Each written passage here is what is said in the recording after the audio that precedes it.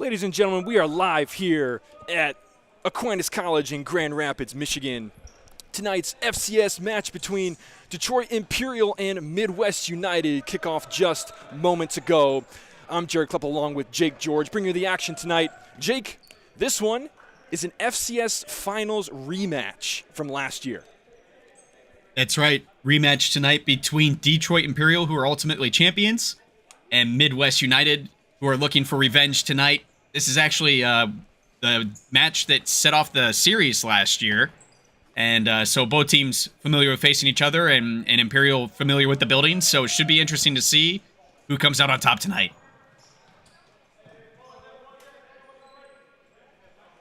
Currently right now, Imperial with the possession.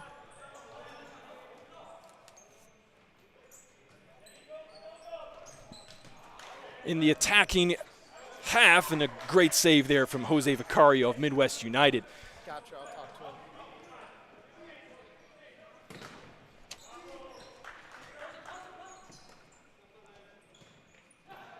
We appreciate you hanging with this.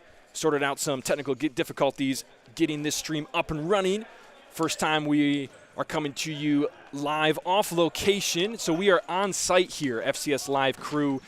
Majority of us on site here for this game tonight. So we appreciate you bearing with us as we work out some kinks.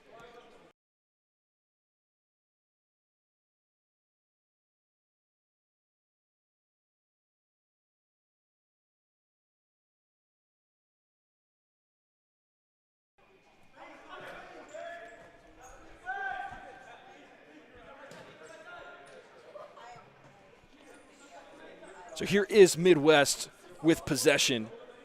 Number 10, Fikret Hazovic, one of the highlighted players on the Midwest side.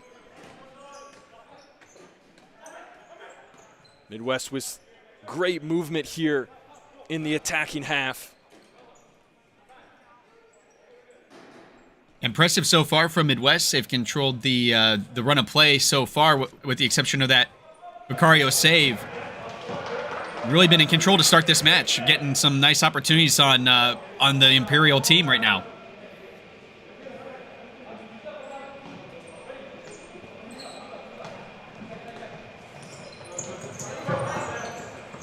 Great defensive play there. Number 11, Nick Kapai for Imperial.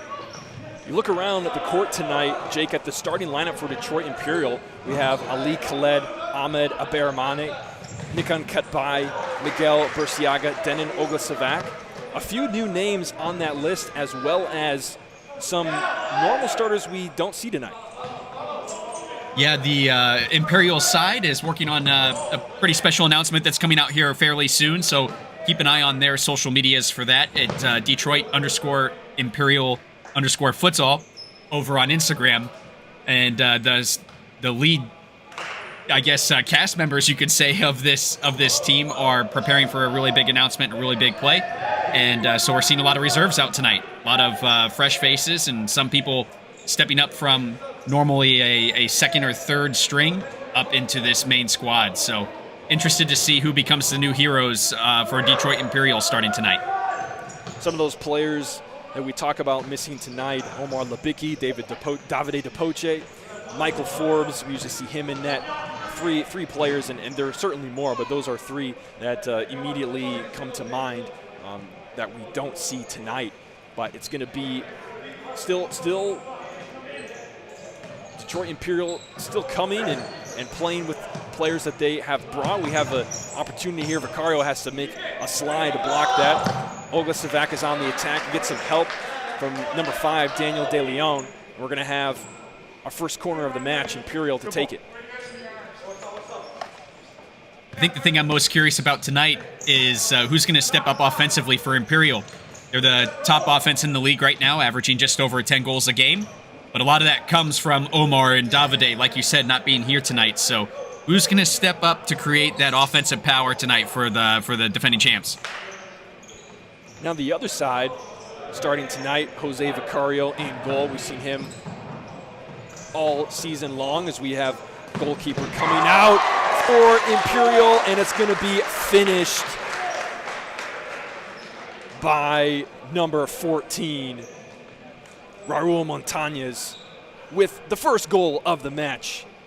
Midwest United are on top, 1-0. Miscue on defense from Imperial, kind of unusual for them, but again, a lot of guys building some chemistry now on this court, and Raul and them making no waste out of the opportunity and finding a way with the putback to get Midwest on the board first in front of their home fans.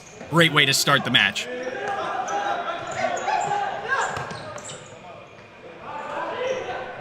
Here's Midwest again, looking for another one. That one's going to be saved by Miguel Burciaga.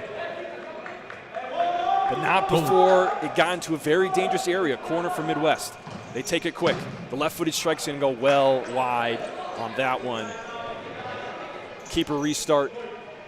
Excuse me, looks like it's going to be, they pointing corner here. No, it's just going to be a kick in deep in Imperial's own territory. They work to get out of this corner. Well defended by Midwest, but Imperial able to break through. Now in the attacking half, Ali Zayden with the ball now. A little through, don't see many of those in the game of futsal. A little through ball to Denan Oglasavac. That one too much for him. It's going to be restarted through the keeper and to the captain of Midwest United, now on the far side. Turned over quickly. Imperial with their own attack, a strike. Right-footed strike is going to be blocked by the Midwest defense.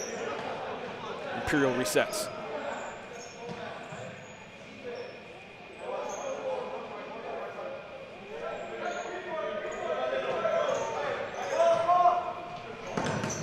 Ooh, and that long one, looking for the pivot of Imperial. It's going to be thwarted by Midwest. Do they have some kind of attack here? It's a 2-on-3. They're going to keep possession, but the ball's going to go out of bounds. Raul Montañez on that one. He was working with Cole Russell. Those of you that have been around the game of futsal, Jake, that might be a name that people recognize. Yeah, Cole Russell being probably most commonly remembered here in this area from their time in Grand Rapids at Olay Futsal Club. So now we see Cole on the opposite side of the rivalry playing for Midwest. He played for them last season as well as doing double duty in the NFPL for Ann Arbor side Futsal Factory. So Cole is very well known within the Michigan futsal community and definitely a great veteran to have in your side. So keep an eye out for him to make a big difference tonight for Midwest United in his first start for the club this season. Here is Montañez playing with Captain Jorge Saldanas. Now Russell in the mix. Miscommunication there. It's going to be turned over to Imperial. They quickly switch sides of the court. Ali Habab there on the far side, number 12. Now at the foot of Ali Zadain. Midwest take control. Can they? No, it goes back the other way. Oglasavac with a left-footed strike. It's going to force a save out of goalkeeper Jose Vicario. Great save from Vicario there to keep Imperial off the sheet. That was a great shot on goal. And as you can see, tough for him to hang on to as well. Had to scoop that up and keep it from being a deflection back out for that put-away shot. So great effort from Jose.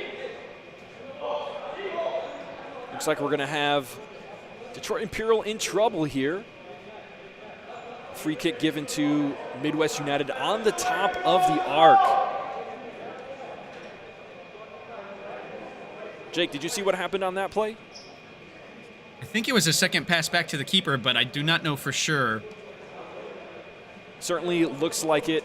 This is the kind of formation you would see if that were to be the case. Midwest, a couple of passes, an easy one into the back of the net.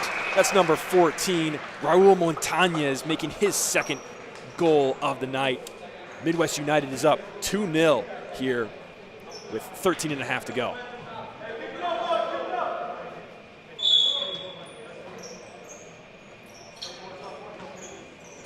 Another great set piece coming out of Grand Rapids. We've seen it so many times from both of the clubs out of Grand Rapids, as we nearly have a shot here for Imperial on the opposite side. But these guys live off of set pieces, and they're so dangerous, and they prove it right there, right at the top of the arc.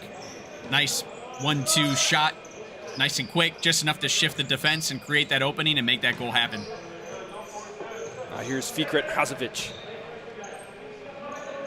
number 10 for Midwest United here on the near side. Playing a nice ball in, finds number 3, who unfortunately is not on our roster sheet tonight. You think by this time in the season we would have that sorted out from the teams, but yet again we have a number on the court that's not in our list. That's all right. We'll just refer to him as number 3. Imperial taking that one down the side. Midwest trying to say that one was theirs, but it is going to be Imperial kicking.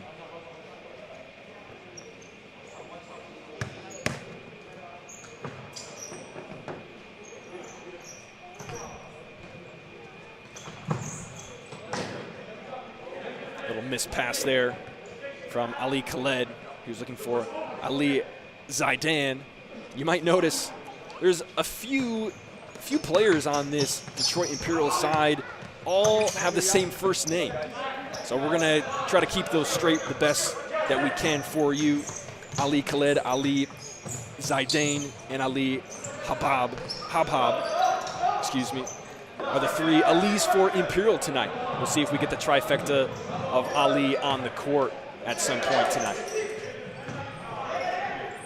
Definitely have an impact on the culture of this team as well. Talking to Pierce before the game, coach of Imperial, he mentioned how he's really excited to see what these guys bring to the game as they step up and get these first caps, and how they're going to affect the culture of this squad. He's already seen what they've done at practice and how they make Imperial special behind the scenes, but now they get to do it in front of the camera, in front of our fans here on FCS Live. Referee making sure number 3 from Midwest United is back far enough. He does get the block. Is this an opportunity here for Midwest? The shot's going to be blocked. Another shot coming from the halfway line. That was number 9, Eduardo Mendez, forcing the save out of goalkeeper Burciaga on the other side. Ambitious strike from the halfway line, but it certainly made an impact and had a fair chance of finding the back of the net. Good to see Burciaga back in the lineup for Imperial. Michael Forbes is such an iconic goalkeeper, and we actually saw Burciaga start the season getting his first nod. Can he keep this one out? Oh, Yosef Abdin is going to wish he had that one back on the far post.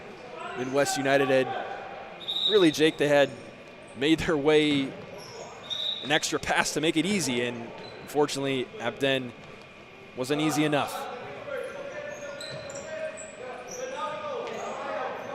Good to see Burciaga back, though, after recovering from a dislocated finger from that season opener. So really good to see him back in between the pipes, and couldn't come at a better time with this team looking to travel with a little lighter roster than usual today. And here he is, Burciaga, with a great save. Great save. He's got 4 on the night, but now he's got to face another one. It's a 3-on-1. Another great one. He might have been outside of the arc there. The referee points no. That one was very, very close. Burciaga racing back to the net as he was kind of caught in traffic there, and it is going to end with a Midwest United corner.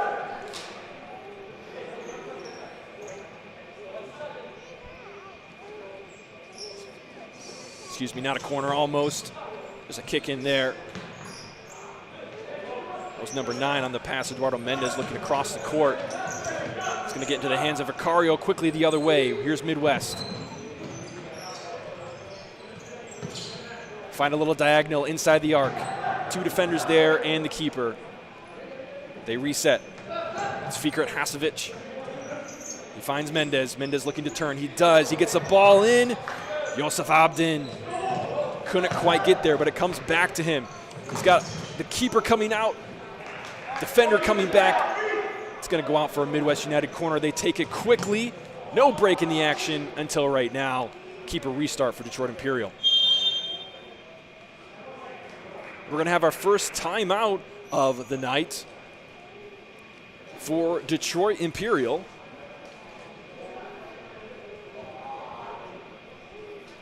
Out at the halfway mark, not quite the output I'm sure Coach Pierce Brannigan is looking for out of the guys.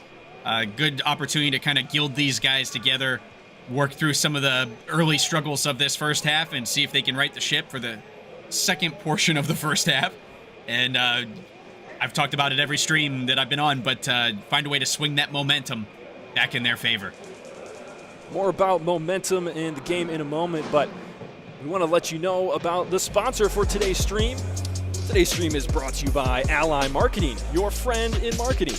Taking the next step to grow your business comes with lots of questions and can be quite expensive, but what if you had an ally in marketing, an honest friend that would seek your best interest? Well, this is what Ally Marketing is, a marketing business that feels more like a friend.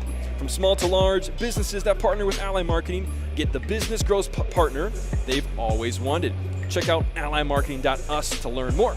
That's ALLY marketing.us. Ally Marketing, the official marketing partner of the FCS. Let's be friends.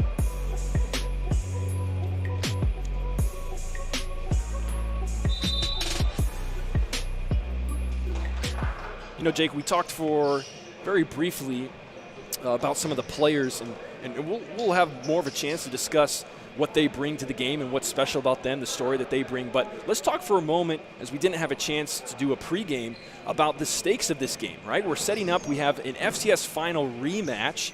This was the championship match of last year. And we also have two teams with one loss, both in Cincinnati to Jinga. Yeah, Jinga has proven to be a very difficult place to travel to for almost all the teams in FCS, only one coming out with a win. But Jinga now on the road for the rest of the season, so we'll see how that adjustment affects their latter half of the season. But very difficult to make that drive all the way across the league from a geographic standpoint, and they'll be looking to reset. Both teams going in shorthanded. Hard to find people that can make that trip. You know, for Grand Rapids, I believe that's about 5 hours, 4.5 hours. And for Detroit, similarly, around 4 hours as well. So pulling people pretty far away from home in the late evening to make something happen. Sometimes you travel light, but as you can see, Midwest United today seemingly back to full strength. A little bit of shuffle on some of their roster, but even where we have seen some new names on the roster sheet, there's a lot of futsal experience. And for Imperial as well, they're kind of building on the depth chart themselves, so they're more prepared for these road trips. So a lot of little stories behind the scenes, but a lot on the plate of Imperial, because if they win tonight, they can get back on top of the table. Imperial with that sole loss in Cincinnati to Jinga. So far have only played Jinga and Midwest. This is their first game against an opponent that is not one of those two. And here is their first break of the night. It's a 2-on-1. Defenders coming back. That one's going to find the back of the net. Ali Habab for Detroit Imperial. They cut the lead in half. They're on the board. Great first goal for Imperial. Really great shot from Ali. Welcome to the stat sheet, son. That is really exciting, and couldn't come at a better time. Fresh out of that timeout, just about a minute out of the timeout. Got to make a difference and make the most of those plannings with the coach and put the plan in action. And it seems like so far, they found a way to twist Midwest into a pretzel a couple times now to create some potential counterattacks. Somewhat, not just figuratively, but literally, it looks like, with some guys on the floor. Yeah, we just saw a collision moments ago between two Midwest players. This one's going to go out for a Detroit Imperial kick.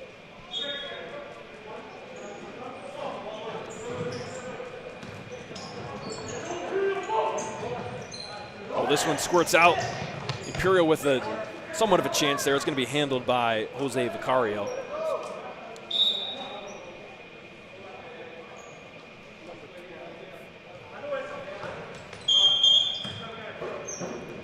Looks like corner was taken a little too early. So Imperial are going to take this corner the correct way now. Inside, double team, won by Midwest. They're going the other way. It's 2-on-3. Looks like it's going to be number 6, Isaiah Myers.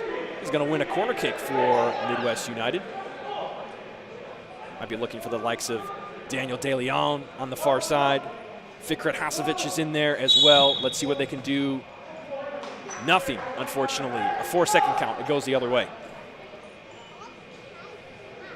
This game's all about speed, and it even impacts our restarts. So got to be ready to roll, cannot be out of position. And it looked like Midwest still kind of trying to sort out the play and missed out on opportunity there for maybe getting that goal back from Detroit.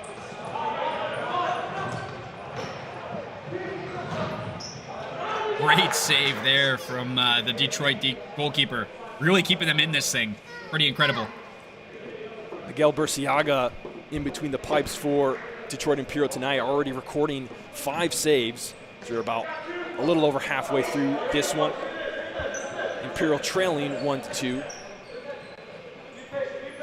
Just 3 goals so far in the first 12 minutes. Here comes Isaiah Myers. Gets into traffic. Imperial the other way. A great sliding tackle of Daniel De Leon. Has to force that one out. Corner kick from Imperial. They take it all the way back to the half line. Here's number 6, Ali Khaled. Oh, who's looking inside, trying to find Ahmed Abderrahmane. I'm going to get that name down soon, Jake, I promise you. This sport is a melting pot, so we're going to learn trial by fire with all the names. It's crazy. Every time I look down at that name, I freeze because there's so many letters in front of me. But one of these days, I'm going to do that name justice. Here is Imperial, right in front of their own net. Under heavy high pressure from Midwest, they are able to take it. De Leon finds the back post. A nice little oops-a-daisy. Got keeper Miguel Burciaga to come out. That's going to be, I believe that's number 10, Fikret Hasovic, putting up number 3 for Midwest United. It's 3-1. High press from Midwest has been critical so far this game. It seems like a lot of what they've done to create goals is keeping the pressure on inside the opponent's arc, and it's created 3 goal opportunities for him in the process here. Most of the time catching Miguel in goal, having to make a decision, having to commit to one way or the other, and much like we've seen Midwest do in other matches, taking advantage of an extra pass to make for a much easier goal and make every offensive opportunity count. That ball looking for near the far post to Ali Khaled on the Imperial side, a little too far. So Midwest United will take over and keep a restart. Trying to be tricky.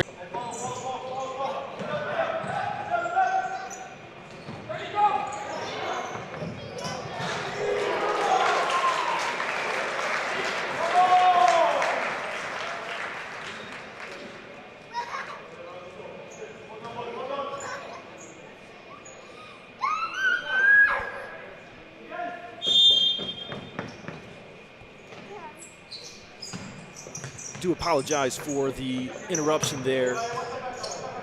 We are back live here. Unfortunately, you all watching at home did just miss another Midwest United goal.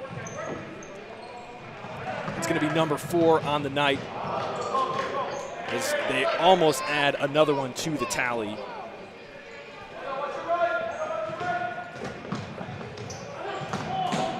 Oh, and there's another shot that's going to go be turned aside upwards by Miguel Burciaga.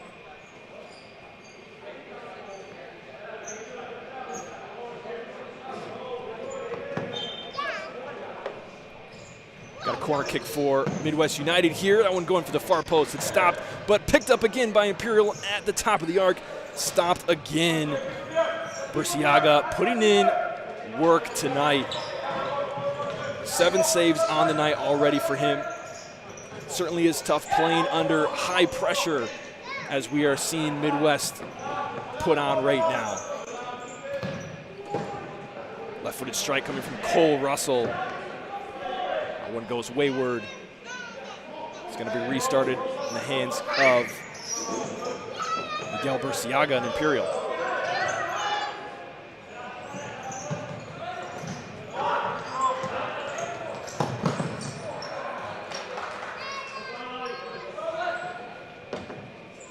Bit of a clearance from Jose there, but I think that was the right decision. You'd seen the counterattack build up, get to it before Imperial could with that beautiful ball over the top, and probably gave his team an opportunity to reset there. So even though Imperial is back on the ball, great opportunity for everybody to get behind it and reset defensively. Great play from him. Good heads-up play. Some trouble in the back for Imperial. It is going to be restarted And Jake, for those who are not as familiar with the game of futsal, tell us a little bit about what it's like playing under this kind of high pressure from Midwest. The thing about a high press in futsal is the game already moves so fast and space is already so limited. So when a team closes down on you like that, you have to make decisions that much faster. And I think one of the biggest differences we're seeing in Imperial's lineup tonight compared to maybe, say, their usual starters is just that little bit of a delay in their decision-making. As they have a goal here, though. As we say, it's going to be a goal from Denin Oglasavak. He's going to put up number 2 for Detroit Imperial. Great patience there from Denin to make that go through, and was able to get it squeaking just by Jose with his defense closing in. But I think if Imperial can just keep an eye on that high press, make the most of it. We've seen their main starting lineup run a 4-0 rotation to get out of those kinds of messes, and it looks like this team is trying to get to that same position. Very tough rotation to run. So I think as this game goes on, we may find they get a little more confident and move a little faster, which will help them deal with that high press. And if they can do that, they could break 1 or 2 people in the line and create some more counterattack opportunities like we've seen from them here and there so far. Nice play there just before the corner between Jorge Saldanas and Cole Russell as Burciaga makes another tough save. Imperial trying to keep that one in, unable to do so. It's going to be a keeper restart. Cole Russell showing his experience there. You know, one moment he's making the offense happen with a shot, and the other moment he's the one making the defensive stop to get that ball back for his team. So pivotal in every team he's played in. We've seen it countless times with 3 different clubs now. A really great player here in the greater Michigan area. That one's going to be won by Midwest United. It's going to go out for a corner.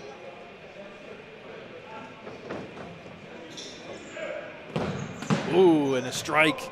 That one's a very, as we like to say, a rocket of a strike from Gerardo Montañez. Is going to go high of the net. Really emphasize, you can tell in this gym when shots like that happen, I mean, it just slams into the concrete brick wall, and that's it just like echoes in here. Here is Midwest playing around, almost getting an easy one to Yosef Abden. Nick on getting in and protecting that back post. Very intelligent there. I like the way he moved when he saw Miguel Burciaga step forward to help cover that near post.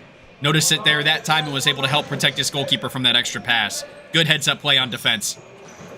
Ooh, a little 1-2 between Abden and De Leon. But Burciaga steps in. He's going to say no to that one. With 3.5 to go, Imperial trails 2-4.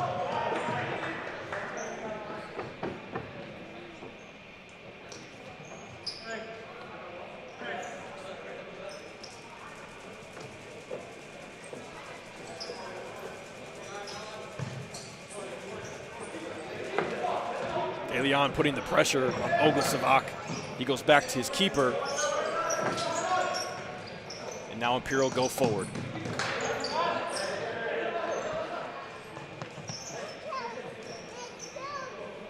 Midwest United kind of with a soft pressure here near the half line. Interesting change in momentum here from Midwest.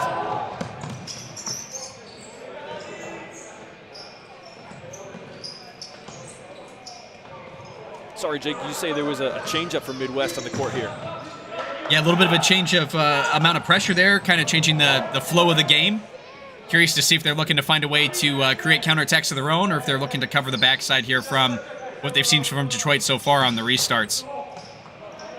They do win that one. A little jostling for the ball, and Midwest comes out with it. There's Daniel De Leon over to the near side. It goes back to him. In the 3-1 with a pivot up top. Eduardo Mendez is the pivot. Now De Leon goes up there. They look for him. It gets to him through 2 defenders. Back to number 9, Mendez, in a follow-up from Yosef Abden.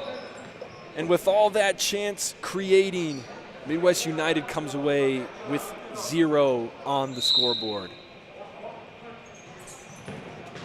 Oh, another great one going to the far post was Joseph Abden, an amazing kick save. I don't know if you could tell from the camera angle at home, but Jake, that was a kick save that prevented that shot from going into the far side net. That was excellent from Burciaga. Miguel Burciaga has been rock solid so far this game. This could have been really out of hand had it not been for a really good goalkeeper. And Detroit Imperial, very fortunate to have a very deep goalkeeper line between Miguel and Michael Forbes, and it's showing tonight. Now Imperial on their own counterattack. It's 3-on-2. Another defender screaming back. A shot looking for the far post. I believe that was number 8, Ahmed Abderrahmane. Looking for that side net on the other side. Couldn't quite get it. It's going to be restarted from Vicario.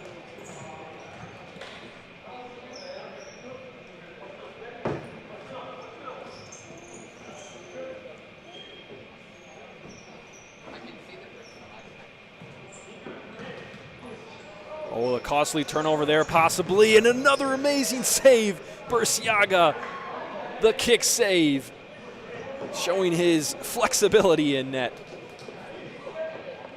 Something I've noticed about Midwest United and their style of play is on restarts, they don't mind being told by the referee they need to back up. And until they do, they're going to take as much as the referee will give them. We've seen it in games in the past, and in that case, almost created a goal with Imperial looking for a restart without asking for the 5 meters, and then nice easy deflection as you like that created a quick opportunity before Detroit could reset.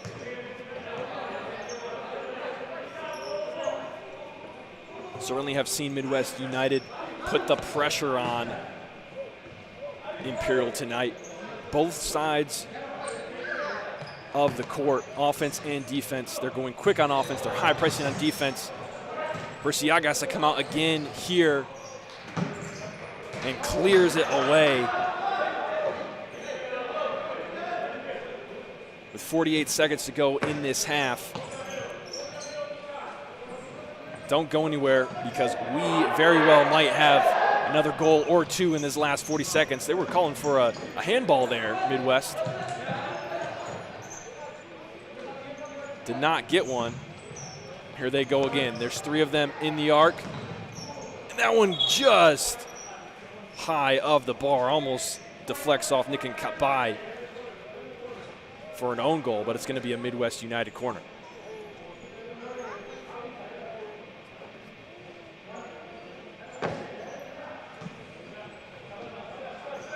Comes out to the point. Strike looking for far post. Kabai was there. Goes out of bounds again. Just 4 seconds off the clock. To the top of the arc is Midwest. From the corner, mishandled by Eduardo Mendez. Here comes Imperial. They got 20 seconds. What can they do? They're going to kick it right out of bounds. It's going to be De Leon from Midwest now. 15 seconds to go in the half. Ball all the way up to De Leon. He settles it back to his teammate, number 9, Eduardo Mendez, with 8 seconds to go in half number 1. Puts Midwest United up 5-2.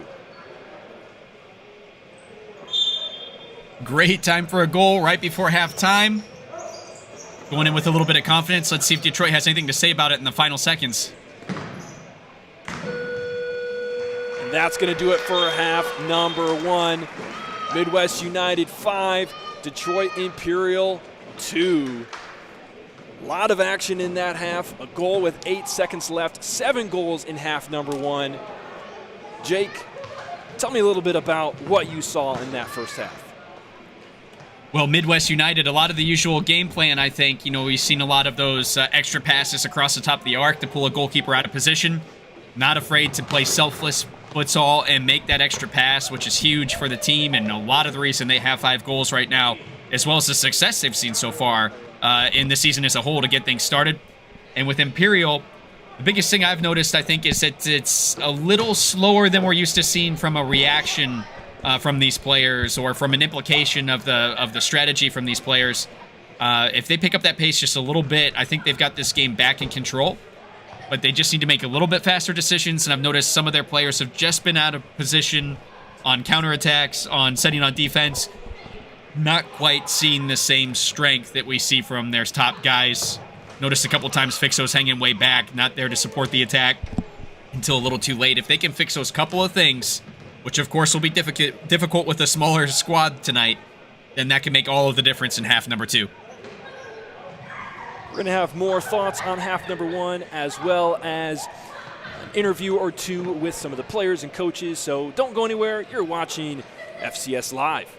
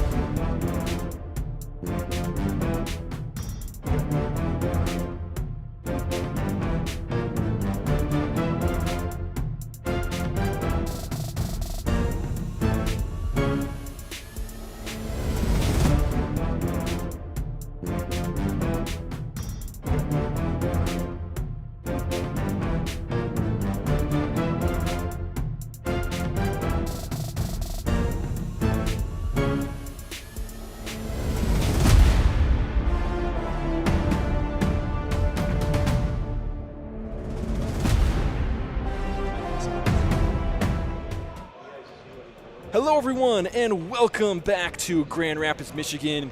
We're here at Aquinas College for today's match, at least I am. We got Jake George over in his studio in Ohio after that match. But before we chat a little bit about halftime, we have Detroit Imperial head coach Pierce Brannigan courtside with Joel Kleppel. So we're going to take you to him right now.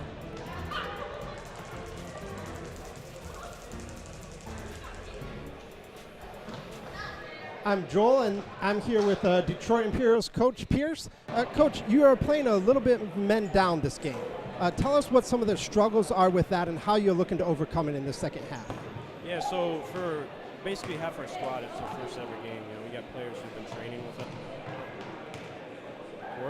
And they have big shoes to fill when we're missing the likes of Davide and Abdul and the main cast, right? But they're doing a good job so far. There's just things you have to clean up. We got to take better care of the ball. We got to move off defensively when we do lose the ball. We can't react. There's no time for reaction. Whether the ref makes a bad call or you're upset that you didn't score, you just have to get back on defense and defend. Against a team like Midwest, they're fast, they're quick, and they're good enough on the ball that if you give them the space, they're going to exploit it. So, for us right now, it's good that some of our young guys are getting some time, but we just clean up their passes, clean up their ability on the ball, and I think we can win this game. We're still in the game. It's 5-2. We've created some decent chances. We just have to mitigate the chances we're giving. Stop giving Midwest the ball. We give them 4 goals, in my opinion, so that's what we got to start doing. Thank you, Coach. I appreciate your time. Good luck in the second half. Back to you, Jared.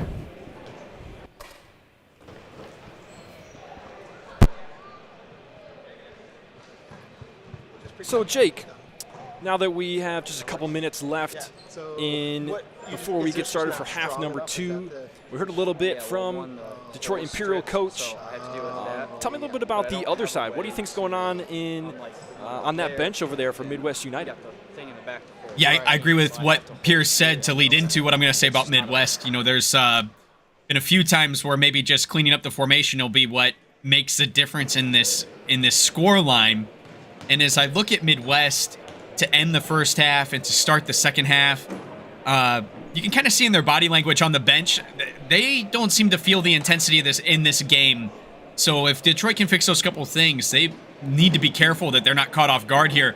The energy on the court has been good, but a little surprised by kind of the lackadaisical look of Midwest coming out for the second half, and they're going to have to be extremely mindful and not let this scoreline make them comfortable as they start the second half, because as we've seen a couple times already this season, a game can turn on a dime, and the next thing you know, there's 4 or 5 goals in, and it's a completely different match. So they need to stick to the game plan. They need to keep making the most of those offensive opportunities, making those selfless passes for the easy goals, but don't get caught off guard here, because Detroit is not a team that's known for quitting. Midwest United in that first half applying lots of pressure. We saw them high press most of the game. They were playing fast on offense. Jake, what do you think Imperial needs to do to combat that high pressure? I, again, really like what Pierce said. I think he hit the nail on the head. They just need to get back. They need to focus on what's happening now, not what just happened, and keep that shape. If they can keep their defensive shape, protect the middle, help Miguel. He's done a great job for them in the first half so far, as they've defended them on their side of the court, but they need to be ready now for that backdoor pass. They need to be ready for that extra pass, and that starts with protecting the middle and taking that pass away as an option.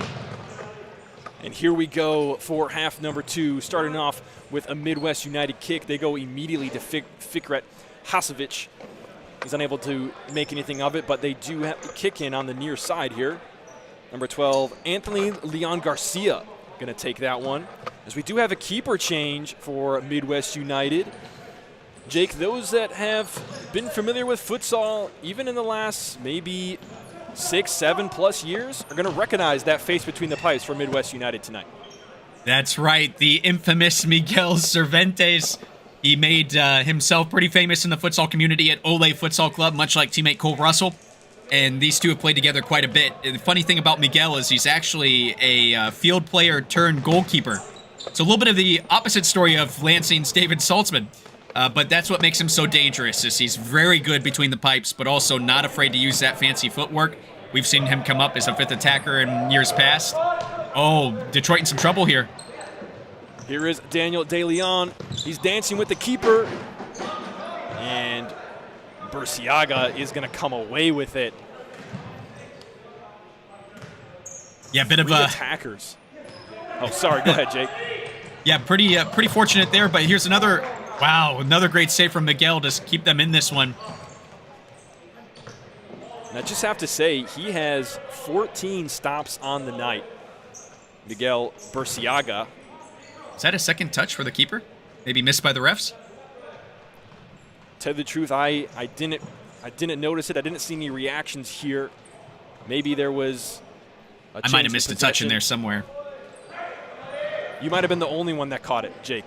I think is actually what happened. I don't know if I deserve that much credit. I'll give it to you. We're going to have what looks to be a corner kick for Imperial now. Yeah, it might be the first big test for who we were just talking about, Miguel. Good to see him back on the court, even if it is in a rival's shirt. But he is such a great testament to the game, tons of experience. He's going to be really important to the squad. So now Miguel Cervantes in goal for Midwest United joins Miguel Burciaga, who's in goal for Detroit Imperial. So the goaltending completely taken over by a pair of Miguels in half number 2. We're just all about all names being similar tonight as Imperial is bringing it into the attacking half. They go down the line looking to come back inside to Denin Oglasavac. Nothing there, but they do force a corner.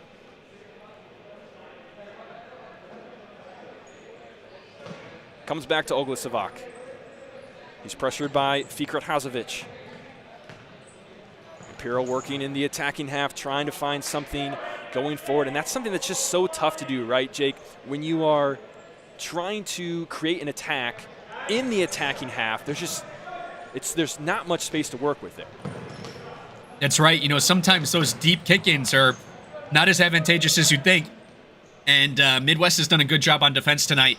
So I'm curious to see if they're able to keep this up with some of the changes that Coach Pierce Brannigan came up with at halftime for this team and cleaning things up for their side. They will definitely be tested. And also a lot different goalkeeper play style we're going to see out of Midwest as well that may create some better opportunities out of those chances if they get a chance to counter, you know, Detroit doing a kick in deep in their side, as we saw Miguel already getting his first touches at the foot, creating an offensive turn of the play. So Detroit is definitely going to have to be mindful of this. And here is Miguel Cervantes flying in the keeper position. It's a term that's used for when the keeper comes up in the attacking half, above the half line. That means he can touch it as many times with his foot, but they give it away, so he's got to sprint back. Imperial on the attack, 2-on-2. Wow, Denin Oglasavac, a toe poke to the far post, just barely made it, and they pull within 2. It's 5-3. Denin finding himself on the score sheet again for this Imperial side. He's been a quiet name in this squad that we haven't talked about a ton on the mic, but so important to this team. You know, at first glance, you may think, hey, shooting a little early on that one perhaps, but I think that he saw that the Midwest team was not getting set at all on defense, made the most of it to force a save, and better yet, gets a goal. Great look from Denin there. And that quick toe poke he used, that's really something, you know, you see it occasionally in the outdoor game, but in futsal you see it a lot more, and it can be very effective, as you saw there. It's and I think the reason is that, you know, from some of my experience playing futsal, I played for Lansing City for a few years on their professional side. It's like the kick comes in stride. You don't see any kind of wind up, and so it almost comes a half second sooner than you're expecting it. Absolutely, and then, you know, of course, the nature of a toe poke being a lot like a knuckleball in baseball. You know, you get a lot of spin on that, a lot of English, if you'd like to say, and it makes it very difficult for defenders and goalkeepers to keep track of as it's dipping and curling, and that's what makes it another potent opportunity for players to use in their arsenal to maybe catch someone off guard, and great use of it there. We're going to see our first foul of the half being called against Detroit Imperial. Midwest United played up to the pivot, and there was a little shove in the back there. Good call from the officials. Midwest United going to have a free kick here, kind of in an odd spot. I mentioned before, these free kicks in the attacking zone, not always what they're cracked up to be, but certainly dangerous when you can capitalize on them. Raul Montañez trying to go between the legs of the Detroit defender there. Midwest still with it. Montañez to Russell. He's trying to find his way to the end line. And looks like we have call on the far side, correcting the near official for a corner from Midwest, so they're going to retain possession here. Oh, a left-footed strike. That was number 11, Gerardo Montañez. It's going to force save number 15 from Miguel Burciaga. We still have 15 minutes left in this game. He's well on his way to 20, probably in the neighborhood of 25 saves tonight when it's all said and done.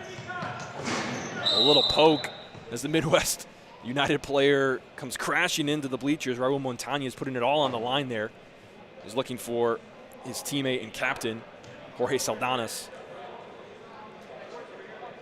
Looks like we are going to get our second foul of the half called against Imperial there. Oh, and a left-footed strike coming from Cole Russell. I think that hit the post.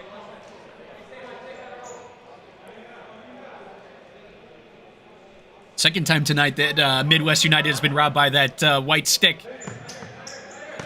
Certainly has a way of doing that, doesn't it? It's such a big part of the game. You know, I know for a fact from talking to a lot of coaches in the futsal scene that our youth are often trained to aim for that back post. And the idea is that you have a player running in for that tap-in. So you're inevitably going to see it several times in any game, because that's how these futsal players are trained, is to aim for that back post, stretch that keeper, and find a way to get an easy tap-in if you can make a play out of it. Here's Ali Zadan. Finds Burciaga. Abderrahman holding the ball up in defense on the defensive half for Imperial. They get tangled up, and they come out with it. Russell is there for United. Imperial take the kick in quickly. It's back with Ali Zadan. Touch up the court is going to be denied by Montañez. He's a one-on-one with the keeper. It's a toe poke once again. Toe poke goal. Raul Montañez, hats off. Hat trick. Goal number 6 for Midwest United. Hat trick for Raul. Great game for him tonight. He's been very potent in that half and making the most of some pickpockets and some turnovers in the opposite half. Really making the most of every opportunity, and a big reason that Coach Pierce's halftime talking about giving some of those goals away, a lot of it is Raul being an opportunist here and making the most of those couple of misses or those couple of missteps. Good for him, and a well-earned hat trick in the process. That shot's going to take a deflection and find its way to the hands of Miguel Burciaga. I just looked down on my player sheet, almost called the goalie for the other team. That's what happens when you have 2 Miguels in goal. But I caught myself. So Midwest United now with another chance. Burciaga is going to make another sliding save with his feet. He's been so good at that tonight. Something that you must be if you're a futsal goalkeeper is you have to be very flexible with your legs. That's right. So much of what makes futsal so great is it takes the best and the worst out of every player. You know, if you have a weakness, it's going to expose you. If you have a strength, it's going to shine bright on you. And not only does every player have to play offense and defense on the court, but that includes the goalkeepers as well. So footwork's so critical in this sport for our goalkeepers. Midwest United with an attack here. 2v4. It's going to go off the post. Yosef Abden. Hello, everyone. Again, thank you for bearing with us as we had another technical difficulty. Right back to the action. One's going to roll over the end line.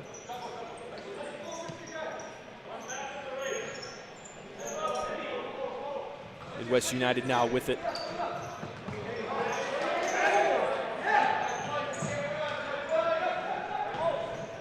Imperial on the attack, and they're going to get a goal. from number 24, Denin Oglasivak. And he's going to put his hat trick stamp on the game. They pull within 2 at 6-4. Denim finding himself in a leadership role tonight, taking care of these first-timers on the stat sheet. And he has been very, very integral to Imperial staying in this match. What a great representation of Detroit Imperial and their team. And I'm sure we'll see more from him with still 12 and a half to go. Audience getting into this one, players as well. Shouts heard throughout the arena. Detroit Imperial, only 2 bench players, but they are making themselves heard.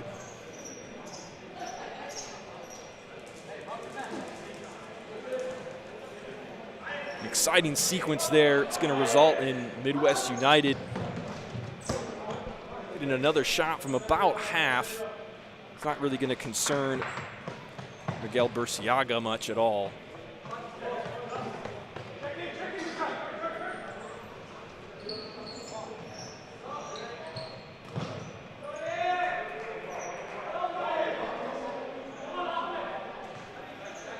Midwest United complaining about that call, but it's going to be the Imperial kick-in. We're going to play a long one up, kind of looking for the pivot area, but no one's there except Miguel Cervantes. He goes up to midcourt. Number 4, Yosef Abden with a shot that just goes a hair high and wide. It's going to be restarted by Imperial. Nikon cut by, working with Ahmed Abderrahman. He's got 2 on him. Looking inside, he's going to give it away. But now Midwest United, 1 player from Imperial pressing here. They find Miguel Cervantes. He goes up the court. That ball coming across the middle, looking for number 3. Infamous number 3 for Midwest United, missing from our roster sheet. But this case going to be taken by Eduardo Mendez on the far side. 11:31 left in this one.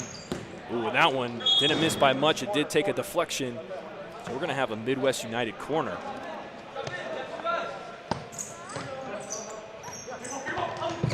Dangerous area here. Midwest United are going to win themselves another corner. Burciaga keeping that one from going any further. When the ball comes again, nearly across the face of goal. Imperial desperate to get out of this defensive mode they've been in for the last probably 30 or more seconds, and they're not going to be able to. A nice, calm, cool, collected chip from number 4, Yosef Abden. He finds the back of the net for the first time tonight. Midwest United advance 7-4.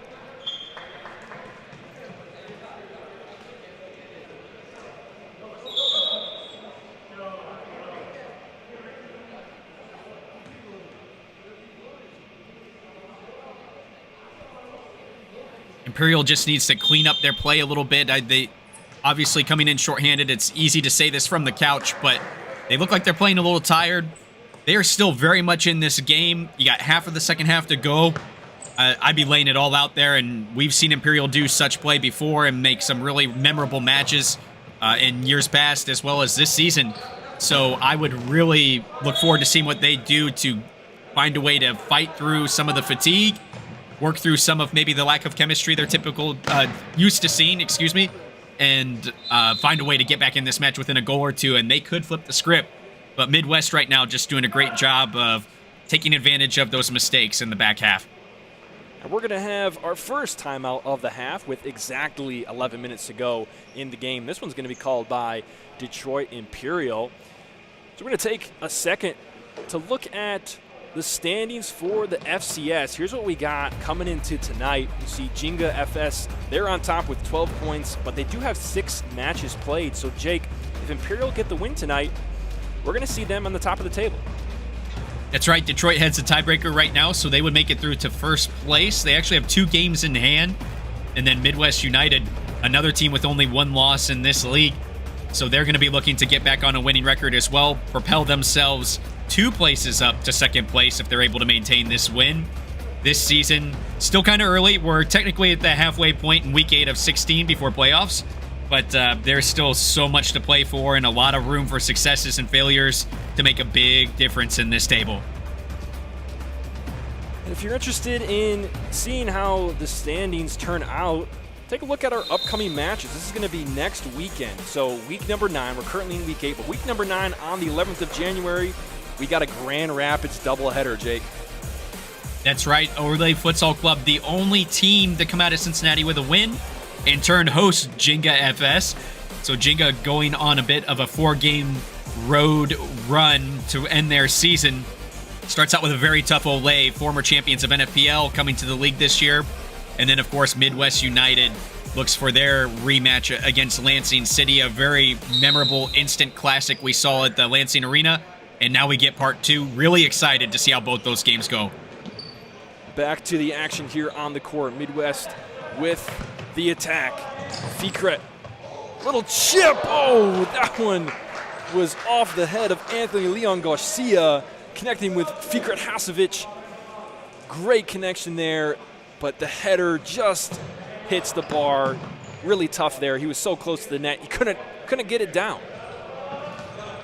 What an amazing effort, though, from Midwest United. A lot of the reason that they've had the results they've had so far this season is their attitude on the court has always been really positive, never say die.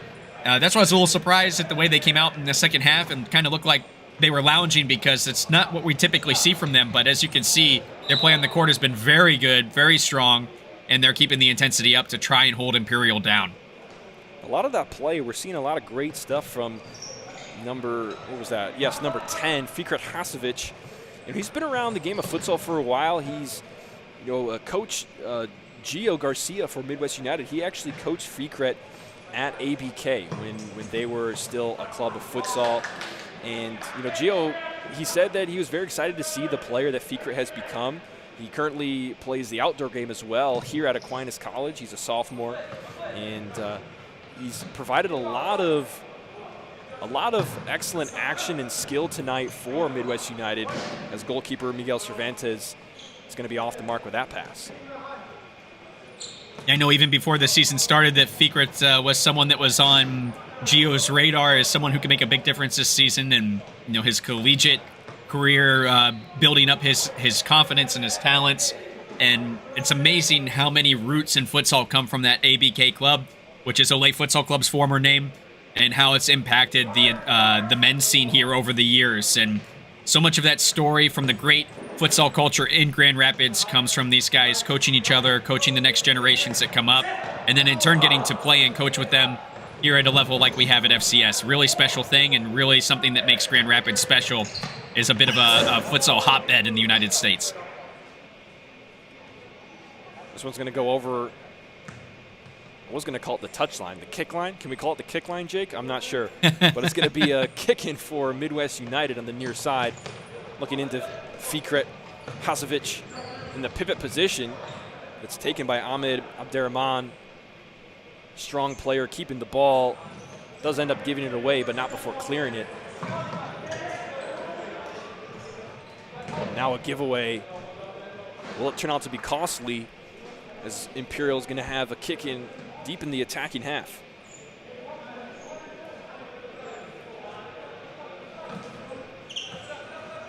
Ball comes out to the other side. A nice right-footed strike. Ali Khaled is going to force a save out of Miguel Cervantes. It's going to go out for a corner.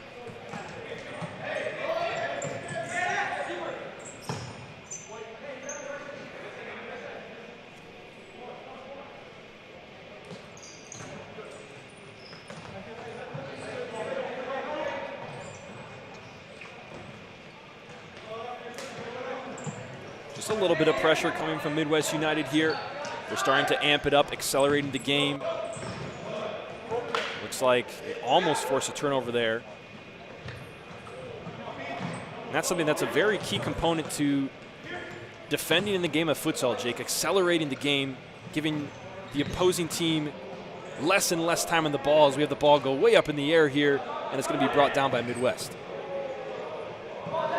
Yeah, so much of this game and so much of the core of it as we see a counterattack here.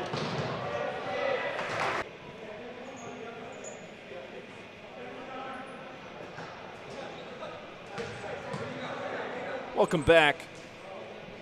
Apologize for the brief interruption. 8 minutes to go here at Aquinas College. It's 7-4. Midwest United on top. Imperial trying to find their way back into this one.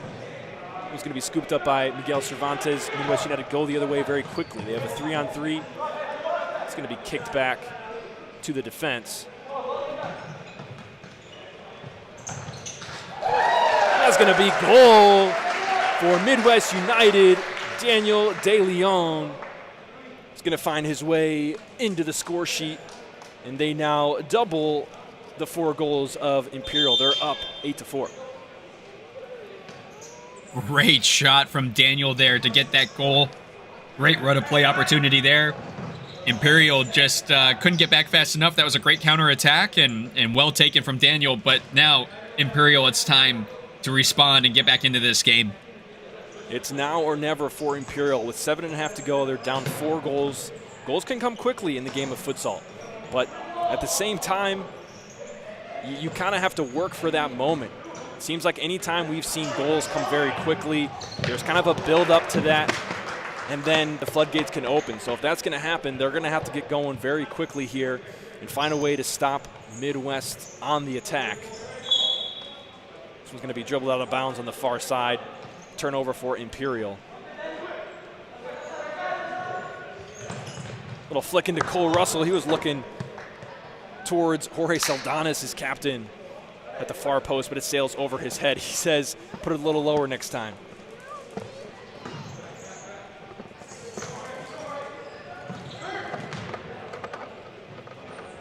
Long pass there from Imperial, looking for Ali Habab. Now Midwest coming the other way with a quick one.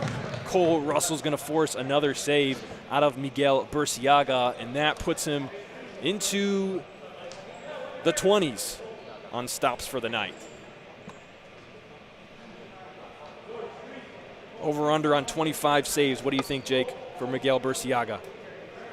I think he might be right around 25, actually. I was going at 23, 24 on my count, but I'm pretty sure I missed 1 or 2. But, man, what an amazing effort from Miguel tonight. Miguel Burciaga has been a huge name in this match. I said in the first half how this game could have very easily gotten out of hand if not for his efforts, and I still believe that. You know, maybe hard to understand in an 8-4 goals scoreboard, excuse me. But he has been such an important part of this Imperial side. A close one there for Midwest United. Jorge Saldanas disappointed with the result of that one. Imperial's not able to keep the ball in, so it's going to go back to Midwest United.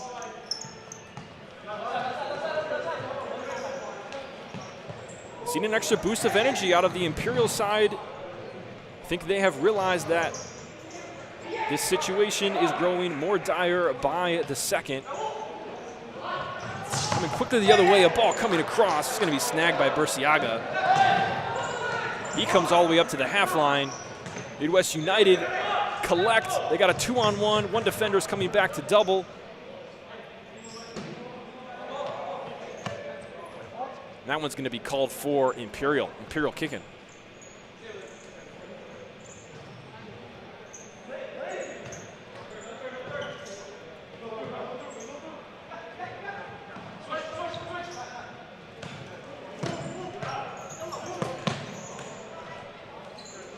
Midwest United not providing quite as much high pressure, kind of a 3/4 press here for them. You can see them right around just a few meters from the arc, maybe 3-4 meters. Just enough to apply discomfort. And that's really one of the main ways that you defend in futsal, is just by applying enough pressure to have discomfort for the other team, and then maybe they'll give you the ball.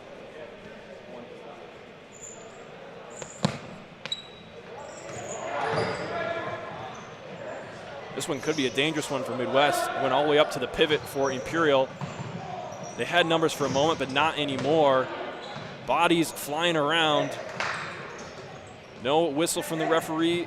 Cole Russell is in the mix. Another player on the ground, another player on the ground, and finally a whistle.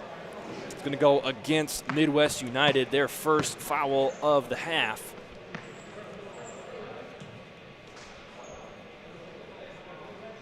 Currently at 2 fouls for Imperial and 1 for Midwest. If you're unfamiliar with the 6-foul limit, you get 5 fouls essentially for free, and that 6th foul is going to result in a PK from the second penalty spot, and we're going to have another one here from Imperial. We have a little bit of extra action going on.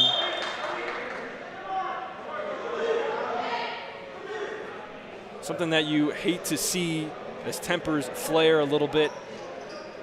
Captain Jose Vicario going down.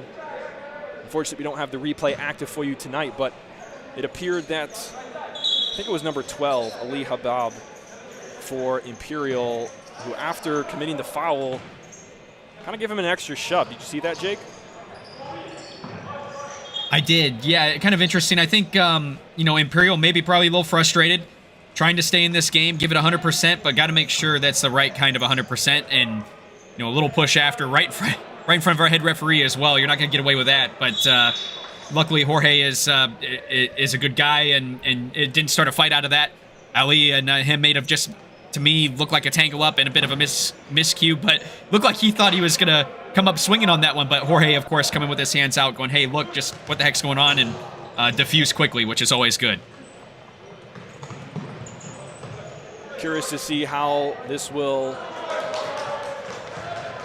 impact the rest of the game tonight. These players sliding, diving, a little more physicality than we saw earlier on these last 4 minutes, excuse me.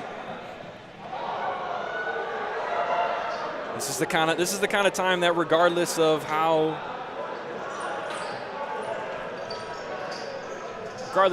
close the game is, you might see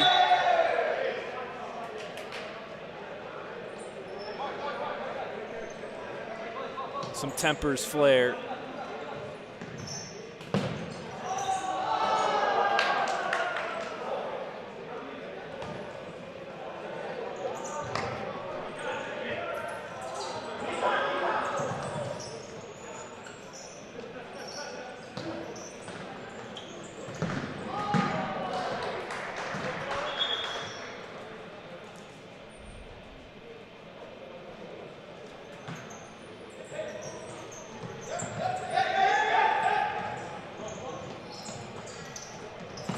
Minutes to go now, 8-4.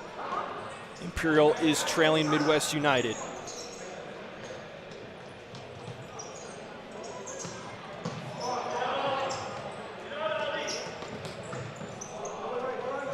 Midwest with another shot. Miguel Burciaga with another save. They're going to take it quickly. Inside the arc, it comes back out. Oh, a touch inside, looking for a deflection. It's not quite there.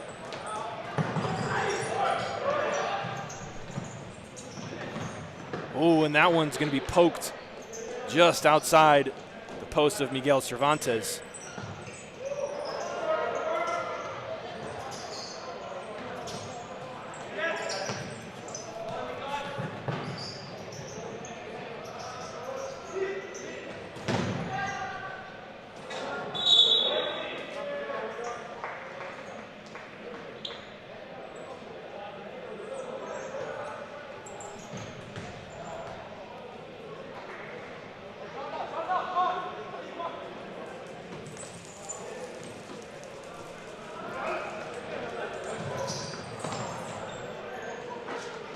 Here is Midwest United with 3 minutes to go.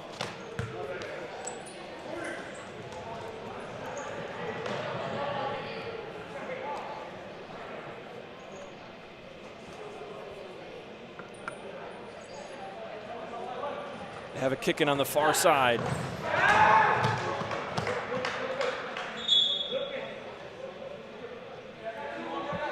We're getting another timeout here. No, it doesn't look like we are.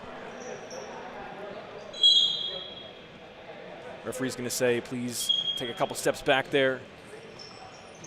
Little touch to his teammate. A ball inside is going to be controlled by Ahmed Abderrahman. Quickly turned over to the Midwest side. Ball in the corner coming across towards goal. It's going to be outside the frame. And a restart now coming from Miguel Burciaga.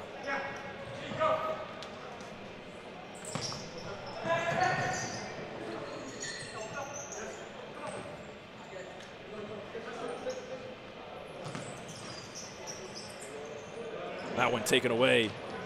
Well done from Eduardo Mendez. Finding his teammate on the other side. Here comes Imperial the other way. 1v1. Trying to get by Cervantes, and he ends up deflecting the ball into the back of the net. So that's going to be goal number 5 for Detroit Imperial. They're now down 3 with 2:12 to go.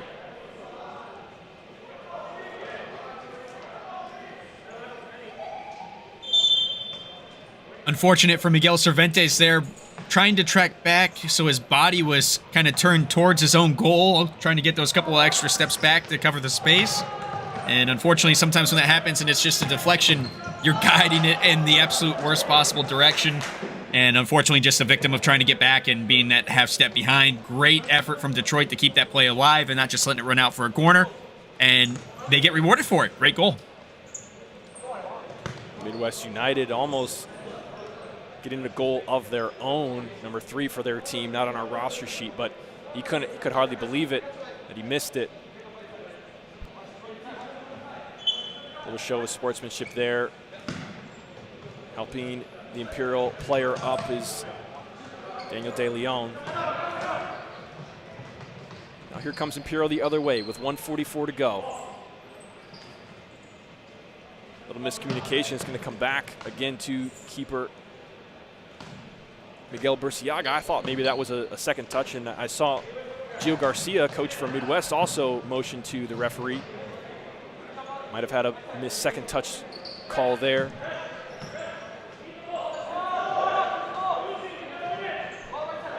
Yeah, for sure. I don't know about my first one, but that one was definitely missed.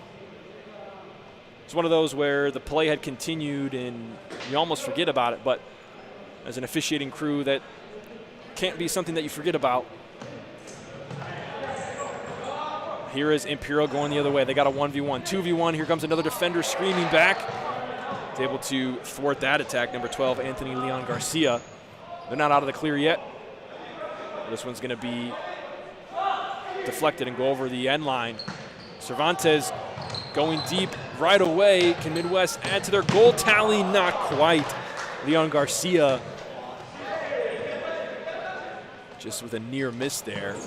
It looked like Burciaga in net for Imperial there with just trying to get it out of goal and kind of wanted to pump fake, but lost the ball just a few moments ago. Cervantes now makes a save on the other side. 45 seconds to go. A 3-score game. Midwest United up 8-5. Does Imperial have anything left for these last 30 seconds? A goal here certainly would make things interesting. That one's going to be saved by Miguel Cervantes. 20 to go. Looks like this could be just kind of held by Midwest United. I think the Imperial players know this one is all but over. 10 seconds to go. A strike coming from number 12, Anthony Leon Garcia, in the final seconds as we tick down 1-0, and that's going to do it from Aquinas College. Midwest United takes this one 8-5. Detroit Imperial now on a 2-game losing skid. Jake, what are your thoughts from that match? You know, I think you could always ask questions about what if the main squad was here, but the Imperial side, I think it was pretty clear. Not the same chemistry we're used to seeing, but still an amazing effort to keep it within 3 goals with a very stout, very strong Midwest United side that came with a full strength of squad to this home game. A lot build on for the future from this for Detroit Imperial. When you think about their title defense this year, I don't think that this is anything that's going to drastically affect them, but definitely a good heat check for the depth of the squad. And for Midwest United, great bounce back after losing to Jinga, and seeing some fresh faces on their side of the ball as well that clearly integrated in right away. Like I mentioned before, the culture and the futsal in Grand Rapids is so strong. So many of these guys know each other, regardless of where they were playing in series past, in seasons past. And it's clear that these guys know each other very well and had a very good game today. As we see just moments ago, Midwest United team applauding their fans for showing up. We had a nice turnout here at Aquinas College. You know, I would give you a number for those of you at home. You certainly can't see because all the audience members on our side, but I'm so bad with estimating numbers in crowds, I'm not even going to try. Maybe I'll have someone else give me an idea and then I'll pass that along. But a good turnout here tonight as Midwest United, their team collects in the goal for a photo. We're going to have an interview with their coach, Gio Garcia, as well as one of the players here very shortly. But until we get there, Jake, tell me a little bit about this ride back for Detroit Imperial. They fell here by 3 goals, missing several key players. What's that ride back like from the Imperial perspective? Well, you know, it's a lot to build on, and it's a lot of fresh faces in the squad. We got to see some of the veterans really step up with the likes of Denin Oglesevec today. Miguel Burciaga getting back in between the pipes as well, making a big difference today in what this game could have looked like. Very strong performance from him.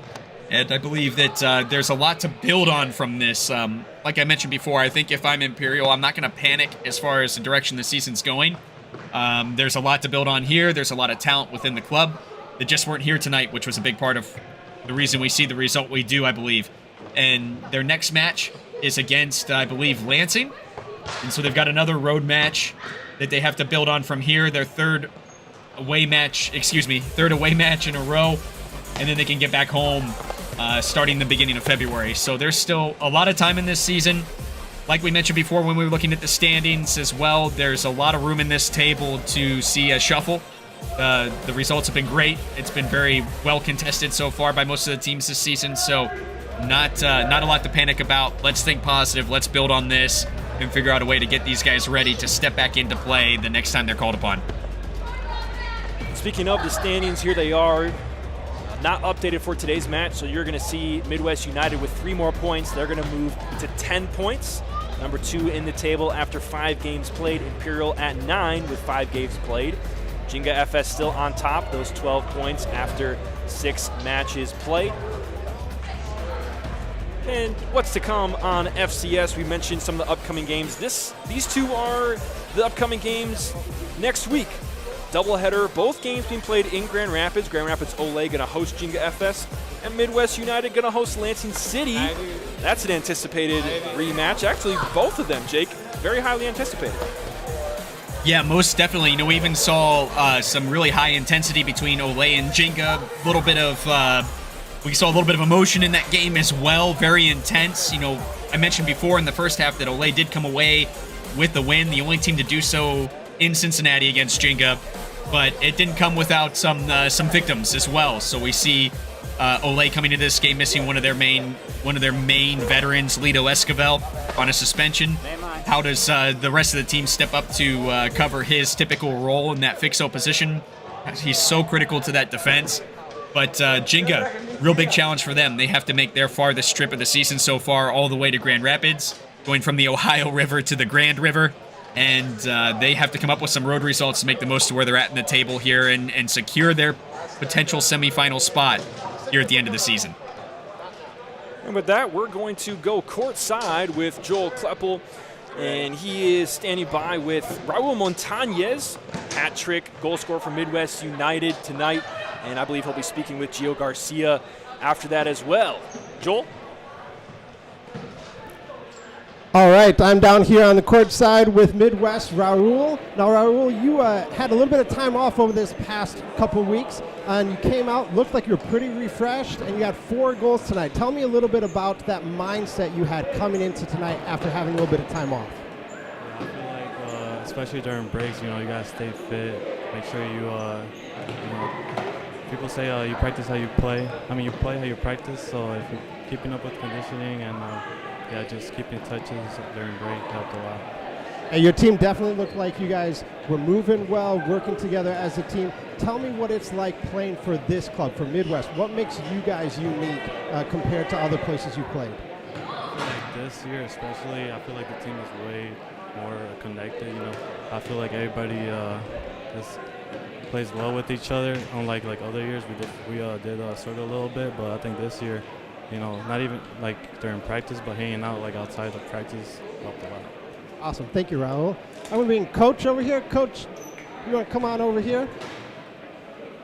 So we're going to talk to Coach just here for a minute. Now, Coach, you guys had a little bit of break. We talked to your player, Raul, about it. And then he said that brought him back refreshed and things like that. Did you notice a difference today in your speed and stuff compared to when you played in Cincinnati a couple weeks ago? 100%. I think just getting a home game and the crowd, the fans, I don't know if you guys heard, but some of them were oohing and ahhing over here. So I think that made it a little bit funner for us to come out here and just play. And I think that boosted up our energy as well. So. Now, as a coach, I know that you're always looking at the good things that are happening, but there's always stuff that you can improve on. What is one thing that you want to help your team improve on as you get ready to come out this next half of the season? Yeah, for sure. I think one of the things is just getting scored on. We talked about it at half. One of our goals was to not get scored on in the second half. Obviously, that didn't happen, and I think that was one of our main focus going into the second half. And I think that's just something that we need to work on a little bit more on the defensive side. Thank you, Coach. I appreciate that. All right, and so that's it for me, Joel. I'm turning it back over to you, Jared. Thank you, Joel. We're gonna go back to our studio cam here. Jake George in Ohio, Jared Kleppel in Grand Rapids. I don't know if you heard me. I was like, just There in a moment, don't worry. just like here I am. Some games. Running a couple of things tonight as we do have our first FCS Live on the road here in Grand Rapids. Some quirks to work out, but a really fun game we had tonight, Jake. Yeah, really great game. At first look, you may see, oh man, a reserve squad coming out for Imperial. Is this going to be the intensity we're used to? But it absolutely was, which was great. Didn't get the result they wanted, but still a really entertaining match. Like Coach Gio said there in his interview at the end with Joel, is always things to be working on. And a team like Imperial, the depth they have, the culture they have at their club, they're going to challenge you no matter who shows up. And it proved today. Great work from them. Great opportunity to build on this and continue 2025 in a positive fashion. And we are going to have more games coming up next week. We talked about them, a couple of games hosted here in Grand Rapids. Jake, which one are you most excited for? I think both matches are going to be really special in their own right. You look at that rematch between Jenga and Ole. Like I mentioned before the interviews, it's the longest trip for Jenga. How are they going to handle it? And then again, they're going to have to do that again later against Ole's rivals. But in the meantime, Ole's rivals facing off against Lansing. And that's going to be another great match as well, considering that 10-12 shootout we saw when they were at Lansing Arena. Now they host Lansing. Are we going to see that same energy and have another 22-goal game? It's a lot to ask, but I'd love to see it again. Lansing City going down early in that one. I believe they dropped 6 goals in about the first 10 minutes or so, and then they came back only losing by 2, outscoring Midwest for the rest of the game. That one is certainly turning out to be exciting. It's going to be right here at Aquinas College next week. And then in 2 weeks, Jake, we haven't talked about this one yet, but we have the Grand Rapids rivalry back at it again at Home School Building. That's right. It's going to be an absolute battle for the bragging rights within Grand Rapids. We saw our season opener for both these teams end in a 6-6 tie here at Aquinas College. Now we got to go to Home School Building across town, see if Ole can pull off the win in front of their fans. Have they gotten the touches and the training in that they need to make their corrections? Meanwhile, Midwest seen a few more games in Ole within FCS. are they already battle-hardened and can spoil the fun and earn the bragging rights for the season going into the rest of the year? And before we sign off for tonight, let's just take a look at some of the stats. Jake, I think maybe you had I think you might have kept track of some of the stats better than I did. I think I had 23 saves for Burciaga. How many did you have? Yeah, I'm right around the same. I either gave him an extra or didn't give him enough, but I was at 24 as a final mark. So under that 25. So if you were doing the sports betting thing, which doesn't exist yet for FCS, then you would have been right on the under there for the 25. But 4 goals on the other side coming from Raul Montañez. That's not a player that when you look at some of these big names, Cole Russell, Fikret Hasovic, Jorge Saldanas, Raul Montañez, maybe not a player you expected to come away with 4 goals tonight. Yeah, someone we haven't really talked about yet for Midwest. We've seen the likes of Daniel De Leon and Henry Lopez really take the spotlight so far this season. But Raul really stepping up tonight, making a difference. I think I mentioned in the second half, he did a really great job this game of making the most of Imperial mistakes and was able to pick some pockets and score some quick goals on a really great goalkeeper that was in between the pipes for Imperial tonight. And a tough welcome back for Miguel Burciaga from his dislocated finger, but Raul made his life tough tonight and did an excellent job of really spurring this offense on for Midwest United. And as far as the other goals go for Midwest United, I don't believe anyone else had more than 1 goal. Abden had a goal, Fikret Hasovic had a goal, Eduardo Mendez had one, Daniel De Leon, and then the final 4 coming from Raul Montañez. So very spread out there. And Imperial also a little bit the same story. 3 goals for Denin Oglasavac, something that you maybe would skip over in a loss, but he had a hat trick tonight. Ali Habab, Nikan Kaitbai also adding to the tally tonight for their 5 goals. And of course, as we mentioned, just under 25 saves for Miguel Burciaga. So that's kind of how the stat sheets wrap up tonight. And that's going to do it for us here in Grand Rapids, Michigan, coming to you live on site at Aquinas College. Of course, this guy's still in Ohio, but that's okay. We forgive him.